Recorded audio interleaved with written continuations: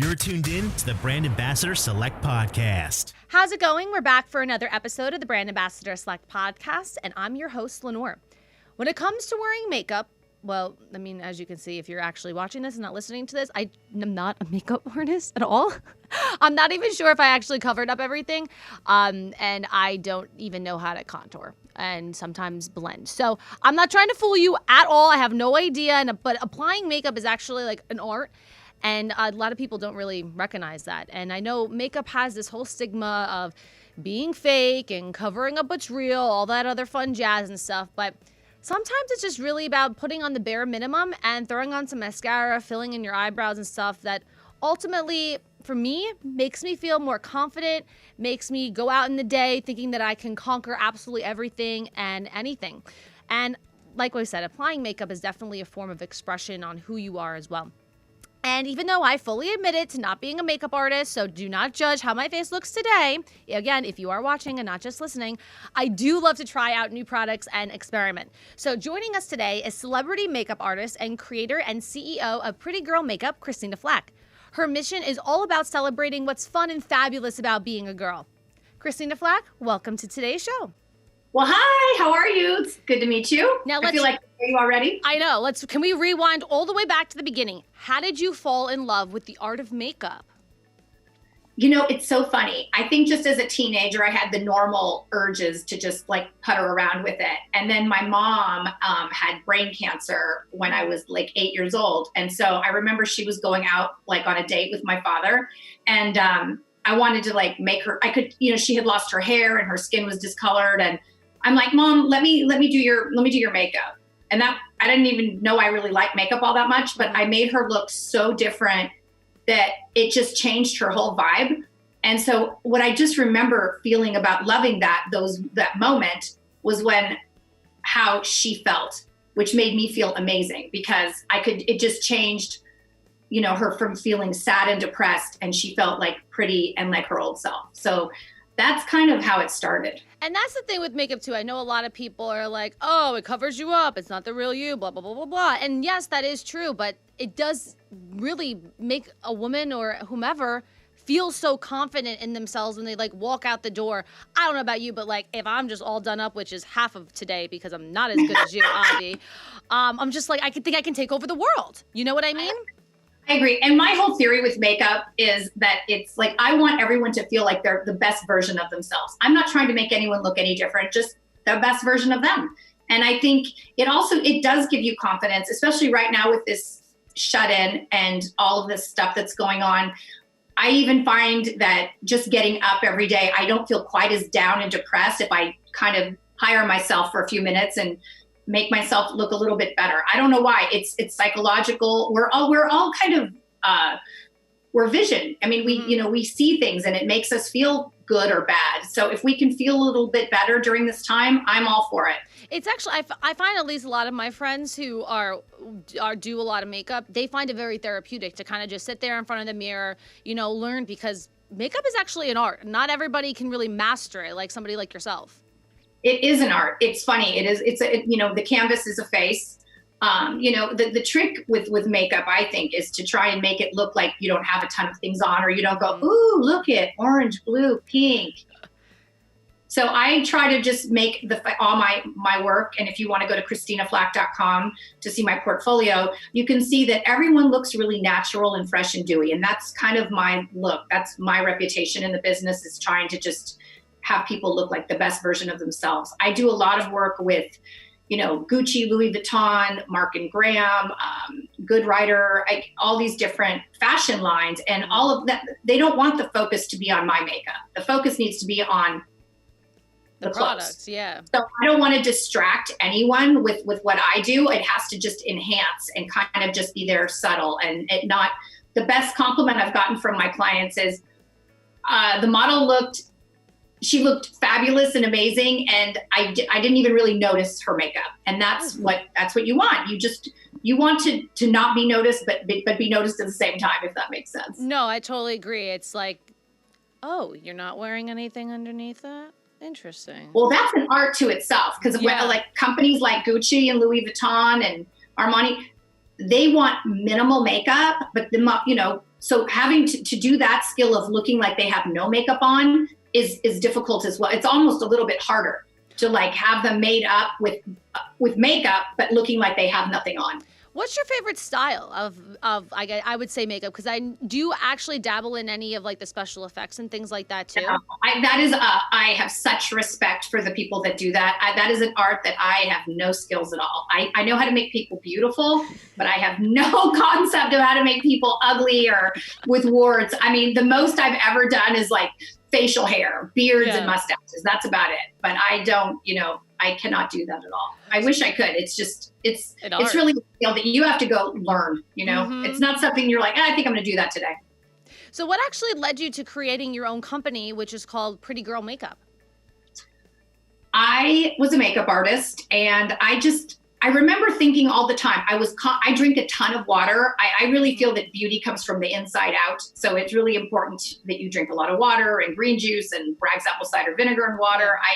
I'm all about that. And so I was constantly drinking water, and my lip gloss was constantly coming off.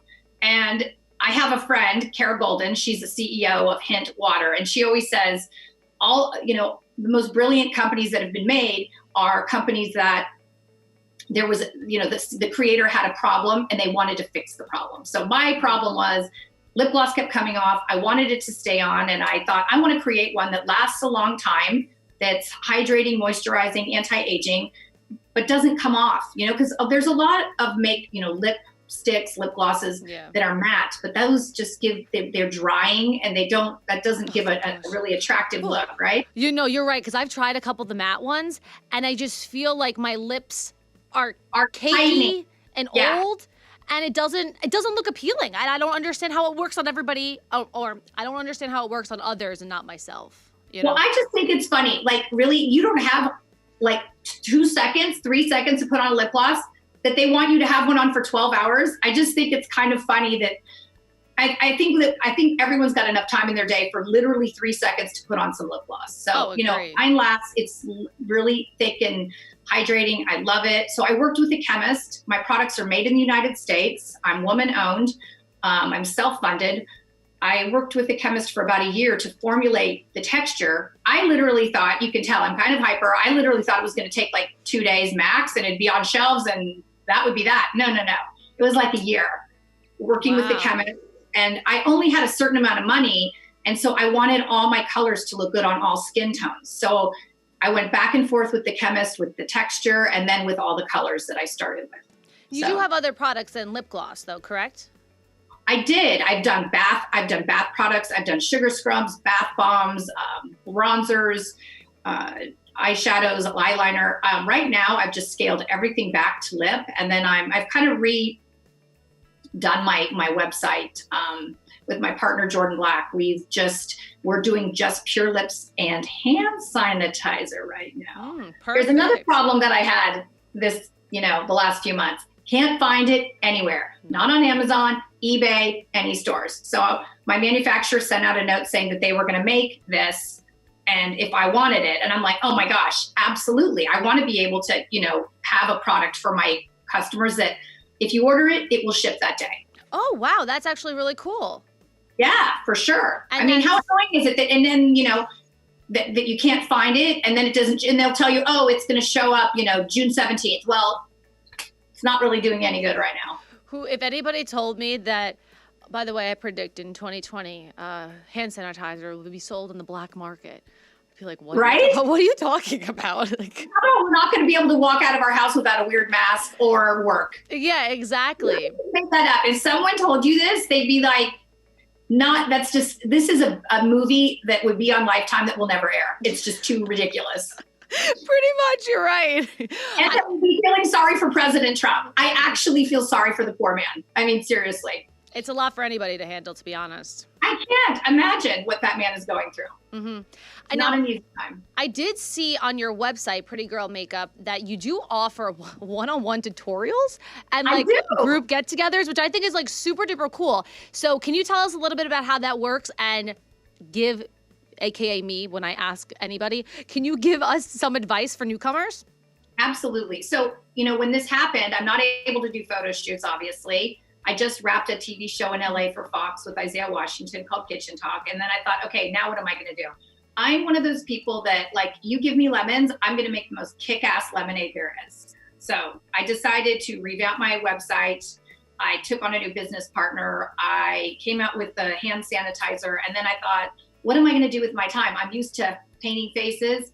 So I thought, you know what, this would be the perfect time to offer group and private lessons for people just to learn a new day look, a new, night look, go through their makeup bags, because people have makeup bags with so much stuff in it that you don't use and you're carrying it around. So like this little one that I got here. I don't even know what's in here. How much of that are you using, my friend? I mean, I got some toothpaste in here, so that's definitely a necessity. Well, that's handy. I haven't used this highlighter because I don't really know how to use it. I don't know. A lot. Yeah. So I go through people's makeup bags. I've had people come to my house, like, for a consultation. Mm-hmm. I have a makeup kit that's probably 4 feet high. They've come with literally more than I have. And I'm like, okay, what do you use? What do you not use? So what I've been urging people to do, especially right now with the shut-in, is all the makeup that the samples and all the makeup and beauty products that you have, scrubs, and whatever, hand creams, put them in little bags, put a bow on it, and drop it off at a friend's house. It'll be a nice little spa day, or it'll just give them something to do for a little while, a nice distraction. Oh, no, I do agree. Right? And then for the makeup lessons, it's a fun thing to do with a group of girls. You're doing your happy hour or whatever, and then, we just talk about makeup and just little hints that I do that are just super basic and easy. I am kind of the Bobbi Brown philosophy of just, you don't need a ton of product. You just need a few basic things that are appropriate for your skin, hair, and eyes. And that's that. Perfect. I seem to inspire me, Yeah, you really do need a good sunscreen, an eye cream, fill in the brows, concealer under the eyes, right in here, do a little lightening of the concealer, eyeliner a little bit, some eyeshadow. Mascara is another one. Doesn't get better with time. It is not a fine wine. It needs to be changed every 3 months. Yeah. And, it's just, you just want to look like you, and I'm not into all this insane contouring and taking an hour and a half to get your makeup on. I don't have an hour and a half. I literally have 10 minutes, hair and makeup. Let's go. I've got things to do. So, I want to give people that skill set to just, if you know how to do 1, 2, 3, 4, 5 things, you're out of the door in 5 minutes. Now, I do have to know, I'm going to dig deep here. So you just said you finished wrapping up some movies, things like that. You dropped a couple name drops of Louis and Gucci, What are some of the celebs and companies that you worked for and worked with, and any fun stories you don't mind sharing with us? Well, I just wrapped Kitchen Talk with Isaiah Washington. That was super fun. We filmed in LA. It's a really cool concept of a talk show. If you think about it, we're all the best conversations in a dinner party in the kitchen. Yeah. So we filmed in a different house with each guest. We had some really interesting guests, and we made they cooked a dinner, and then they sat down and talked. But they cooked, as they were cooking, they were talking. It was really fun. Who else have I worked with? Hilary Swank, Condoleezza Rice, Ted Cruz, Metallica, Journey. Just dropping and dropping and dropping. That's all. Yeah, that's actually really cool. Amazing people. Tyler Florence, Bobby Flay. I've had a lot of really cool people. I work a lot with the Food Network because I live near Napa and in San Francisco. So when they come out here, I'm very lucky that they call me. Fox, CNN. I was actually supposed to do Tara Reid last week for Fox, and she canceled the last minute. So I was on my way to do her makeup up in where she lives for her interview. She was the Joe Biden accuser. And so I was supposed to do that, but that didn't happen. But I was on my way and I got paid, so. Yeah, I mean, right on. The next time I actually went to San Francisco for the first time in June, and I went up to Napa and I did one of those wine tours with the buses. So the next time I go up and I drink some wine, I'm gonna be hitting you up. You absolutely better. I live 10 minutes from a winery in Sonoma, so. Perfect. I know, it's so great here. It's so great where I live because I'm near Sonoma and Napa. I can get to San Francisco in 25 minutes, and I'm out of the city and it's great. I'm really lucky where I live. Now, if we do want to book you personally, can we go to prettygirlmakeup.com or we can go to ChristinaFlach.com? You go to ChristinaFlach.com or prettygirlmakeup.com. I will give a discount code for your listeners. What would you like the discount code to be? Oh, brand ambassador. Done and done. Okay, I can do that. Wow. Brand ambassador. You gave me some and like we'll get 15% off. So yeah. Wait, how much did you say? 15. Yeah, guess who's going shopping today? Like me, this girl. Now I'm gonna like kind of bring it down for a hot second. So it has been 2 years since you unexpectedly lost your husband, Ken Flach, who was a 4-time Grand Slam doubles champion to sepsis. You've been raising a lot of public awareness of the dangers of it, and you've even partnered with Sepsis Alliance. Can you share a little bit about that story? Absolutely. So my husband, thank you for introducing him so perfectly, was, besides all those things, was an amazing husband and father, and funny and clever and sweet. And he was a handful, total piece of work. He was just, oh my gosh, he was my best friend, and I loved every speck of him. But he got bronchitis, which turned to pneumonia. We were, our healthcare provider at the time was Kaiser Permanente here in California. We called, their protocol is you call into an advice nurse and then they determine whether you see a doctor or not. So his doctor was Dr. John Culbertson. And my husband called in and said, I was with him, and he said, I have a fever. I feel like I have glass in my chest. I have like orange tinted mucus, infection all over. And they said, oh, well, we'll have the doctor call you. The doctor called my husband and did not give him an antibiotic, gave him an inhaler and cough medicine with codeine, which is an absolute killer, because if you have infection, which my husband did with this, orangey mucus coming out of his throat, it'll grow like a wildfire. So instead of him getting better in 12 hours, he was spitting up blood when I rushed him to the emergency and was on life support in 2 hours. So because he wasn't seen, because he wasn't given an antibiotic, he was put on life support, which they told me was intubation. Well, I didn't realize intubation was life support. They told me that he was going to put him under to clear out his lungs because of the pneumonia. They also tested him for sepsis, but didn't give him the antibiotic because they didn't have it in stock for over 3 hours. Wow. And sepsis is an infection of the blood. So what happens when you have an infection of the blood, it shuts down all your organs, your liver, your kidney, your heart, everything. So because he was not given this antibiotic in a timely fashion, he went into septic shock.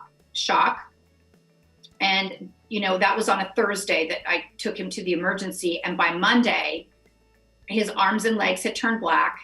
I brought in a specialist to find out what was going to happen, with the discoloration, because I was convinced it would go away. Mm-hmm. They said that they were going to have to amputate his arms and legs.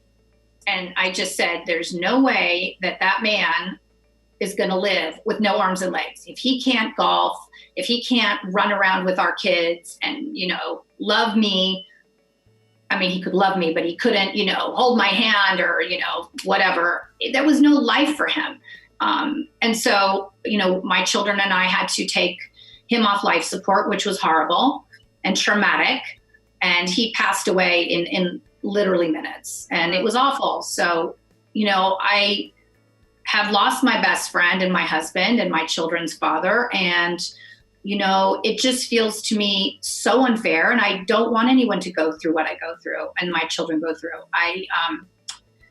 So the Sepsis Alliance contacted me after he passed and asked if I would be willing to use his likeness and speak about raising awareness for sepsis. And I said, yes, absolutely. Because for me, I had lost my son, Bo, 13 years ago to SIDS on Christmas Day. I'm so sorry to hear that.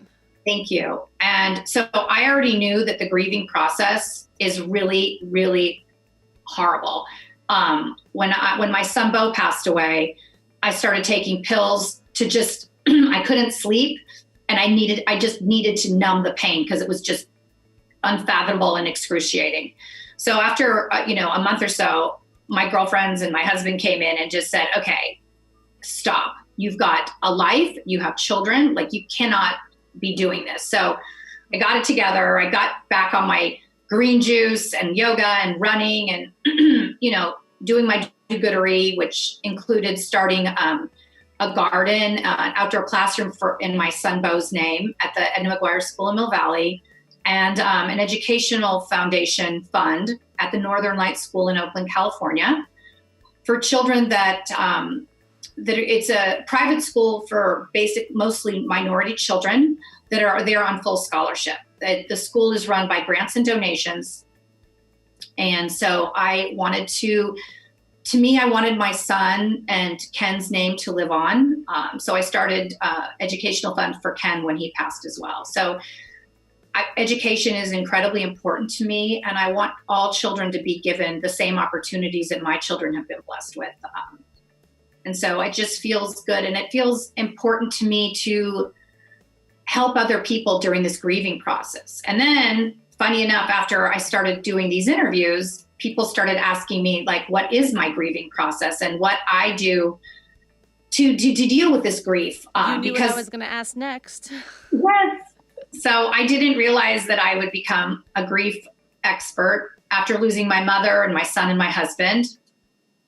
I feel that once you pass, you go up to heaven, and they're angels, and they still have the capability to be looking down on us, contacting us, connecting with us. And I think it would be unbelievably excruciating for my husband, my son, and my mother to be looking down on me if I was just not living my life to my highest self and, not honoring them and doing things that I can to help other people. So I feel that it's really important, and everyone grieves differently. I went to Canyon Ranch for the weekend with one of my girlfriends and Eva, and she told me we were going to get massages and relax, and it actually was grief camp, which is not fun. Dealing with grief is painful, difficult, excruciating. But it's so important grief is going to be there whether you deal with it or not. Yeah. And the best way to try to learn to manage it is to deal with it. It only is going to get worse. And it doesn't mean I don't miss my husband and Bo and my mother, but I had to learn to manage it because I have 4 other children, and I want them to have healthy, happy lives. And if I'm not leading a healthy, happy life, how are they going to? I get it. Right? You're setting an example. You're still the mom. I'm still the mom. So, they know that I do a lot. We call it do-goodery. I try to, do these interviews to raise awareness and to help people through grief. Grief is really hard. And you don't ever get over it or through it. You just learn to manage it in a way that you can still, wake up and be happy and productive. Live your life. And I think through service of helping other people, I think that for me is something that, gives me a lot of satisfaction. And I just hope that people, will just think of it that perhaps in that way that, whoever has passed in their life is with them and looking down on them and wants them to be happy. I don't think they would want us to be sad. I mean, they know we are, but not in an unhealthy way. They rather look down and look at us prospering, living, and just doing what they would have hoped for us to be doing as well. Absolutely. So I think it's a different perspective. Everyone grieves differently and at their own time. And I just hope possibly if someone hears this, they might think about it from that perspective of how do you think your loved one would feel looking down on you? Are you living your life to the fullest? Are you doing things to make them proud or to honor them? And so I feel that if we can, I think that's great. I mean, I've had so many instances since Ken passed and Bo passed that they are so here. I mean, Ken, on our anniversary, he passed away on March 12th and our anniversary was March 31st. Yeah. I had been hired to do a wedding, makeup for a wedding, and they had paid me ahead of time, and I didn't want to cancel on them. So I went to do the wedding, and I just told the bride, I said, look, put on some happy music, get me a cup of tea, and I'm going to paint away, and it'll be great. And so I kind of got into my groove, and then all this happy music was going on. And then all of a sudden, Celine Dion starts singing Titanic, My Heart Will Go On. Mm-hmm. And I threw up my brush and I went, of course this song comes on, because Ken always said our love was titanical. It was the love of all loves, the biggest love in the world. And like, there were 10 people in the room, and my assistant who was doing hair, and everyone's silent. I'm like, okay, I have Tourette's, no filter, no boundaries. I've made everyone uncomfortable. I'm sorry. And the bride said, no, actually, I don't know how this song's playing. I have Christina Aguilera here. I don't like Celine Dion. Oh my God. I don't know how this song's playing. And I start crying because I knew my husband sent that to for me on my anniversary. And I felt a love from him so strong. It was crazy. You know, my son, Nikolai, I had given him one of Ken's bracelets, and he would always take it off when he golfed. And I told him, because I had spoken with this clairvoyant, and she said, Ken says to tell your kids when they golf, he's going to tell them which club to use, how to hit it. And I'm like, how does she know that? I didn't even tell them that my kids golfed. And so I told my son that, and he's just like, Mom, you're batshit. Like, really, you're crazy. And I said, okay, whatever. So a few days passed, and he called me, and he's like, Mom, you're not going to believe this. Sit down. And I said, what? He goes, I was in my car taking off my bracelet. I heard Ken say, buddy, leave it on. So I left it on. I went to the first hole. It was a par 5. I hit a hole in 1. Wow. And he's like, that's great. It was Ken's favorite course that he used to play on all the time. And he's like, this was so definitely him, like, being there with me. So believe me, if you want to see, you know, your loved ones, they are always giving us signs. No one drops a penny, right? But there's always pennies from heaven, right? Yeah, I get you. I mean, when have you ever dropped a handful of coins?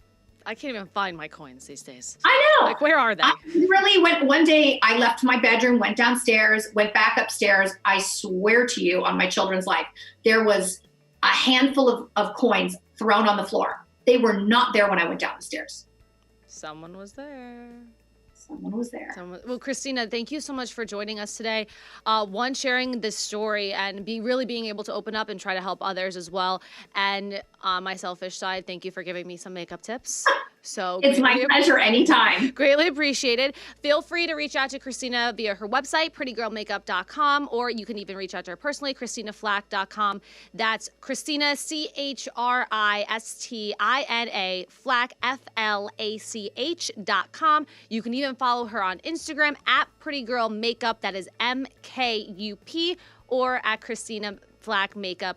And Christina, thanks for joining us today. I'm so excited to try some new products. Yay! Thank you. It was so nice to meet you. And I'm going to have your brand ambassador code up in 5 minutes. Perfect. Yay! So remember to hit that subscribe button wherever you may be listening to your podcast. And you can always head to our website at brandambassadorselect.com. I'm your host, Lenore, and I'll see you next time.